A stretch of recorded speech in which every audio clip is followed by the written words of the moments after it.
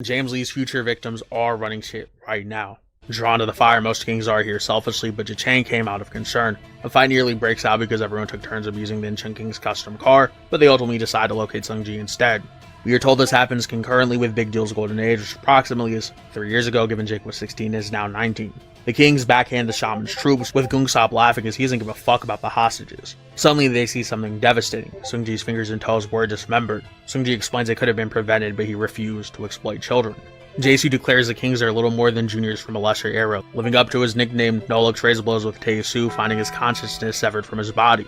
While Soo-won protects Seungji, the other kings square off against their seniors. It's a historical battle, Gen 1 kings versus Gen 0 fathers. Who would win? In the distance, James challenges the final king to a fight, not content with spectating.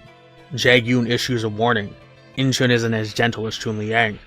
Let's quickly discuss some big takeaways from the chapter. Jachang believed only he and Tae-soo would consider Seungji truly beatable, insinuating that they're the strongest. It makes sense some kings surpassed Seungji pre-evolution. James even post-evolution claimed the other kings were maybe weaker than Seungji, and KOS Kim makes that account plausible. When Bulgu claimed he defeated Tae-soo, being notorious for lying, he likely got shadow realmed.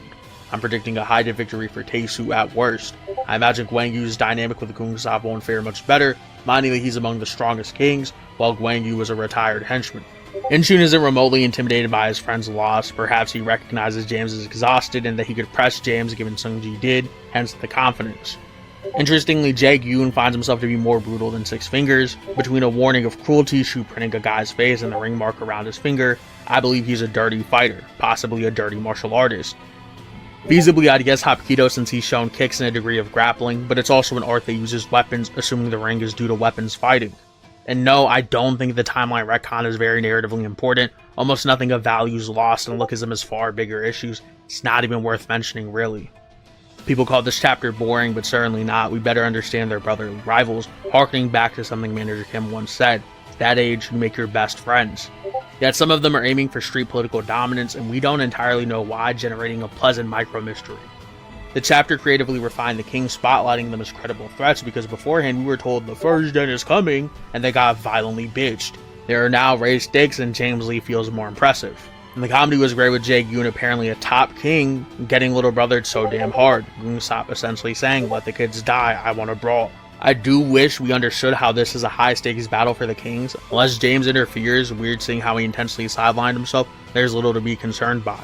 And the Kojimas already failed Fraud Watch, their mediocrity unlimited. Nobody wants to see another king no-dip them, feels repetitive. Honestly, I might give it a B+.